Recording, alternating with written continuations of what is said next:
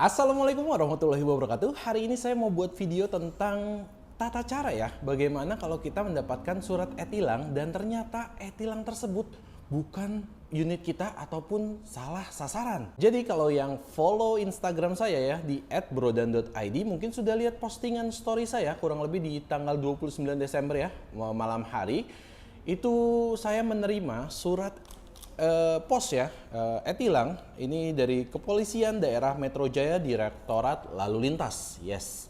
Ketika dibuka isi suratnya, itu ada surat mengenai tilang, di mana lokasinya dan bagaimana tata caranya. Nah, kita akan bahas di video kali ini.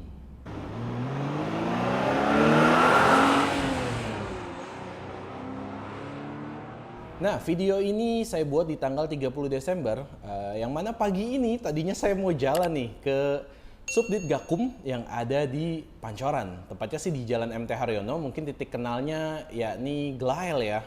Nah, di sebelahnya itu kita bisa konfirmasi tentang e-tilang. Kenapa saya ke sana? Karena memang ternyata yang ada di surat tilang ini, walaupun plat nomornya betul milik mobil saya, tapi unit serta drivernya itu bukan mobil saya. Jadi ada kemungkinan ini pemalsuan plat nomor. Nah, untuk suratnya sendiri, isi surat ini terdiri dari 3 buah lampiran atau 3 lembar kertas ya. Jadi kalau bisa dilihat di kiri ini ada kop surat dari kepolisian, kemudian nomor, klasifikasi, lampiran, dan perihalnya. Di badan suratnya, ini yang pertama ada rujukan tentang perundang-undangan mengenai hukum pidana dan hukum yang berlaku atas dasar surat ini. Kemudian yang kedua ini ada sehubungan dengan rujukan tersebut, ada penjelasan tentang bukti hasil rekaman ETL atau tilang elektronik ya, yaitu pada tanggal Sabtu 24 Desember 2022 pada pukul 27.51 detik. Yes, waktu Indonesia bagian Barat di lokasi CP Karet Utara dengan nomor polisi mobil saya. Kemudian saudara diduga telah melakukan pelanggaran lalu lintas. Untuk itu diberikan kesempatan melakukan konfirmasi selambat-lambatnya pada tanggal 1 Januari 2023. Artinya terima surat 29, kemudian 30 ini saya bisa konfirmasi, 30, 31, 1, sisa 3 hari lagi ya untuk konfirmasi. Dan di poin ketiga berkaitan dengan butir 1 dan 2, bersama ini disampaikan konfirmasi bisa dilakukan melalui alamat website.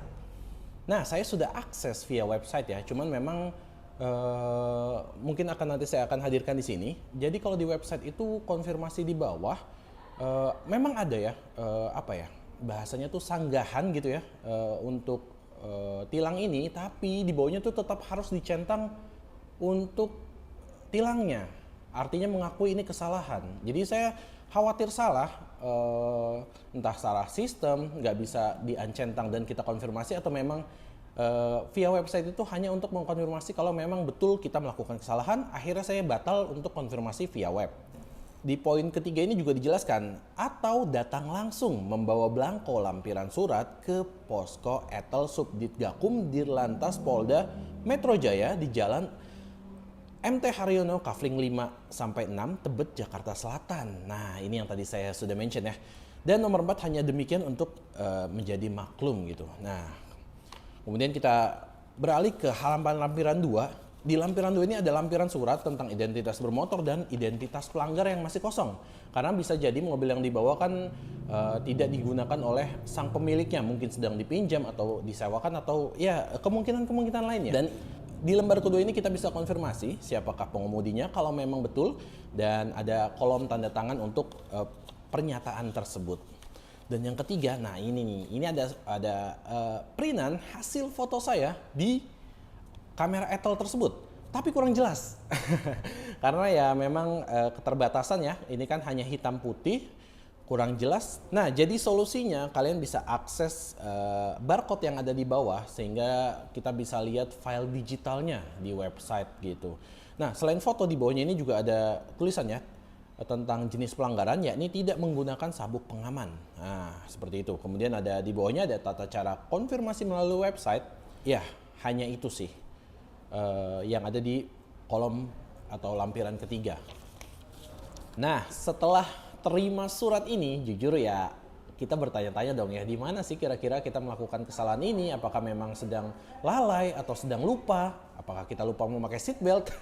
Ya intinya saya bertanya-tanya sendirilah di mana kira-kira TKP kejadian ini. Nah, kemudian saya melakukan diskusi dengan istri. Saya tanya, lupa deh sebenarnya tanggal 24 itu kita posisi di mana ya?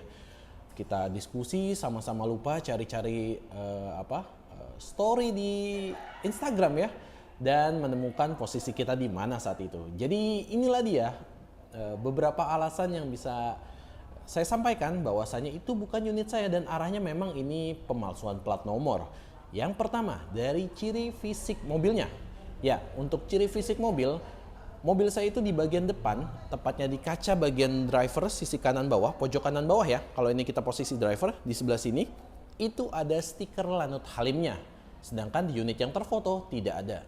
Kemudian dari ciri fisik itu ada lagi ciri fisik yang kedua yang terlihat secara kasat mata ya, yakni mobil saya adalah XL7 tipe beta yang mana bawaannya tidak ada spoiler di bagian belakang.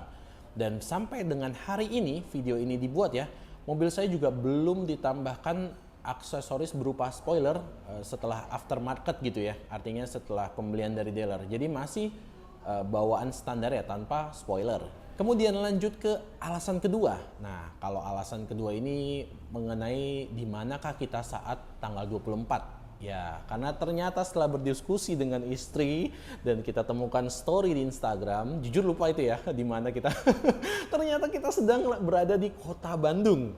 Di tanggal 23 Desember itu kita jalan ke kota Bandung pagi hari, kemudian menginap di sana, dan 24 Desember dini hari sesuai dengan jam yang ada di surat tilang ini, jam 4 pagi, otomatis kami sedang tidur di hotel yang berada di Bandung.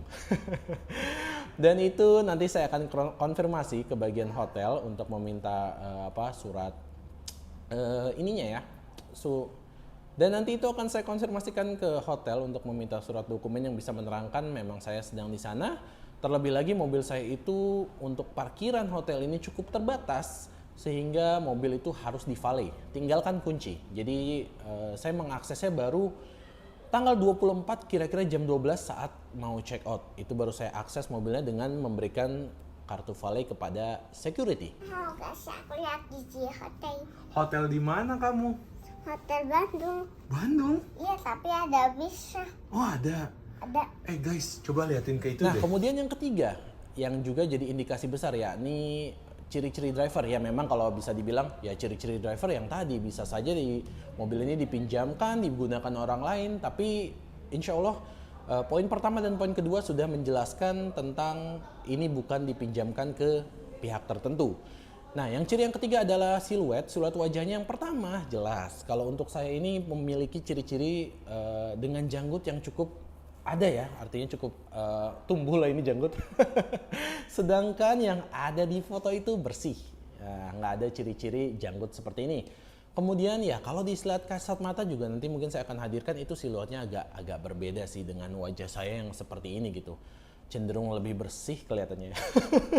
Dan kira-kira itulah 3 poin yang menjadi dasar saya untuk melakukan banding ya ke Etel atau ke Subdit Gakum yang ada di Pancoran. Cuman saya lupa hari ini genap mobil yang bersangkutan itu ganjil, karena kalau mau dikonfirmasi itu perlu mobilnya dibawa ya, fisiknya dibawa, dicek langsung dan nanti bakal dikasih info.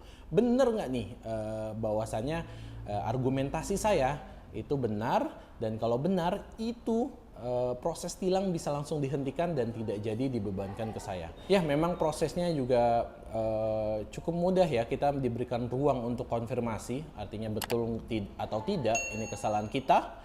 Tapi yang saya sayangkan untuk oknum yang melakukan pemalsuan plat ini merugikan bagi saya khususnya ya.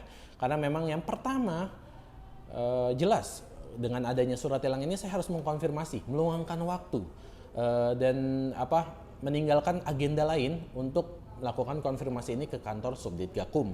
Dan yang kedua, bisa dibayangkan mungkin ini hanya baru tilang, tapi kalau plat nomor palsu ini digunakan untuk tindak kriminal lain, mobilnya digunakan untuk tindak kriminal dengan plat nomor saya, itu akan sangat merepotkan karena pastinya pemilik mobil akan terbawa. Dan yang terakhir, yang ketiga, yang menurut saya juga penting bagi pelaku pemalsuan plat nomor, karena seandainya nauzubillah min zalik terjadi kecelakaan di jalanan dan mungkin cukup parah sehingga driver tidak sadarkan diri, mungkin tidak bawa HP, tidak bawa dompet, otomatis salah satu untuk mengkonfirmasi itu adalah plat nomor, pemiliknya siapa yang bisa dihubungi. Nah, seperti itu. Jadi bisa saja yang dihubungi keluarga saya dan bikin panik tentunya keluarga saya, padahal bukan saya yang mengalami kecelakaan tersebut. Ya, itu sih kerugian versi saya ya. Mungkin nanti kalau teman-teman bisa menangkap apakah ada lagi kerugian tentang pemalsuan plat nomor ini, boleh ditulis di kolom komentar di bawah. Nah, jadi sekian aja, kita lanjut kopi dulu. Nanti kita bakal coba ke kantor Subdit Gakum dan minta izin apakah boleh untuk dilakukan take video ya. Saya ingin mengabadikan momen pengurusannya sehingga bisa memberikan informasi ke bro-bro sekalian. Ya, sekian aja videonya. Terima kasih telah menonton. Kita tunggu waktu jam 10 supaya ganjil genap sudah tidak ada dan kita lanjut ke sana. Nah ini ya, saya sudah mau pulang, tadi sudah selesai prosesnya. Memang untuk prosesnya sendiri tidak bisa divideokan, karena kalau untuk memvideokan sebuah hal yang sifatnya institusi, perlu adanya izin bersurat sebelum datang untuk memvideokan. Nah, nanti saya akan cerita lebih lanjut di dalam. Ya, ini adalah video setelah saya datang ke kantor Subdit Gakum yang ada di Pancoran tadi pagi, tepatnya mungkin kurang lebih hampir jam 11. Saya baru bisa bikin video malam ini karena memang setelah dari kantor tersebut ya saya beraktivitas, ada beberapa agenda, baru pulang ke rumah dan baru bisa bikin video lanjutannya di malam hari nih. Tepatnya sebenarnya ini udah masuk tanggal 31 Desember pada pukul 12:13. Jadi kita lanjutkan aja prosesnya gimana sih untuk konfirmasi bahwa yang tadi itu adalah salah tilang. Ya, yang pertama memang karena saya datangnya dari Cawang dan Uki, otomatis saya akan mengambil jalur ke arah Pancoran dan jangan ambil flyover, tapi ambil yang ke bawah dan putar balik di patung Pancoran tersebut. Ketika putar balik, siap-siap ambil kiri karena setelah turunnya flyover dari arah Semanggi ya, itu posisi kantor Direktorat Lalu Lintas sudah ada di sebelah kiri, termasuk kantor Subdit Gakum Presisi. Yes. Ketika nanti di depan itu akan ada petugas parkir ya yang sudah siap. Kalau misalkan ada slot parkir, kita bisa langsung parkir di jajaran luar tersebut yang sudah ada pembatas konnya gitu ya. Nah, kemudian setelah turun dari mobil, nah ini masuk ke gerbang, itu akan ada tulisan besar Subdit Gakum Presisi ya, warnanya biru. Tapi jangan salah, di bawah tulisan itu bukan pintu masuk ya. Karena dari situ kalau nggak salah itu adalah pintu laka lantas ya. Nah, ketika di pintu itu makanya ada penunjuk panah untuk belok ke kanan ya. Memang karena sebenarnya pintu masuknya tepat berada di tulisan Direktorat Lalu Lintas yang mana akan ada atapnya sedikit ke depan gitu ya. Jadi kelihatan jelas lah itu sebuah pintu masuk. Ketika masuk ya kita langsung mendapati adanya ya, kalau mungkin kalau di kantor-kantor itu adalah front office, tapi di sini ada beberapa anggota ya yang siap membantu, di mana di situ juga kita bisa mengambil nomor antrian untuk pengurusan etel. Kemudian ketika saya tanyakan tentang keperluan saya, akhirnya saya diarahkan ke suatu ruangan untuk mengkonfirmasi. Nah, ini dia nih yang menarik. Konfirmasinya tuh butuh apa aja sih? Yang pertama, kita diminta untuk melengkapi lampiran kedua ya dari kertas surat e-tilang yang sudah sampai ke rumah kita kemarin, yang mana itu berisi tentang identitas driver. Jadi saya akan isi identitas saya, kemudian nomor SIM dan lain sebagainya, serta dibubuhi dengan tanda tangan sebagai konfirmasi bahwa pernyataan ini benar adanya. Jadi kita berikan STNK dan SIM tersebut kepada petugas yang sedang bertugas untuk difotokopi ya sebagai arsip dokumen. Kemudian saya ditanyakan beberapa hal nih ya. Dan yang pertama kali diminta sebetulnya adalah untuk melepas masker. Karena memang petugas ingin melihat nih secara langsung dan membandingkan antara foto yang tertangkap ya dengan kondisi asli fisik wajah saya. Ya, jadi singkatnya pertanyaan itu seputar tentang fisik kita ya. Jadi konfirmasi fisik secara langsung. Yang kedua itu adalah posisi kita sedang berada di mana ketika tertangkap kamera melakukan pelanggaran tersebut. Nah, berlanjut ke prosesi selanjutnya itu ada verifikasi fisik unit kendaraan yang diduga melanggar tersebut.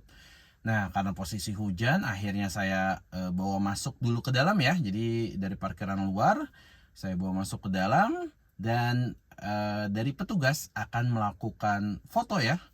Foto sebagai dokumentasi dan juga mengecek. Nah, di situ juga saya jabarkan mobil saya ini tipe beta dan lain sebagainya dari ciri-ciri mobil saya.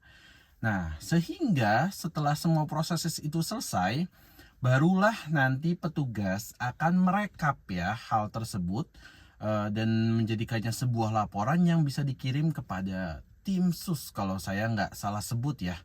Jadi akan di cross check kembali, dilihat dan di rewind kembali ya ke TKP langsung nih di saat kejadian dan dibandingkan dengan argumentasi-argumentasi yang telah saya sampaikan dalam konfirmasi tersebut. Otomatis ketika ada pengecekan lebih lanjut dari tim sus, kita masih menunggu tentang perubahan status ataupun apakah konfirmasi kita diterima atau tidak.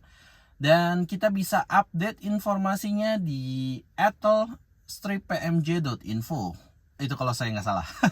Atau mudahnya kalian pergi ke Google dan tulis aja Etel PMJ, pasti ada satu website yang teratas gitu. Dan pengecekan di website itu memang hanya mengecek status daripada tilang kalian.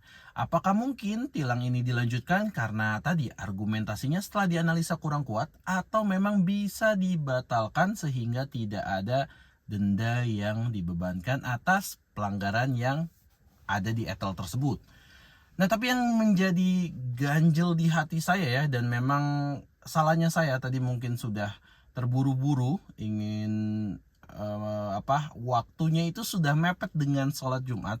Saya lupa untuk mengkonfirmasi terkait pelaku pemalsuan plat nomor ini. Artinya apakah bisa diverifikasi, kemudian dianalisa dan ditentukan pelakunya ini siapa. Seperti yang saya sampaikan sebelumnya, memang kasus pemalsuan plat nomor ini tentunya merugikan bagi saya dan mungkin bisa saja terjadi kepada siapapun ya.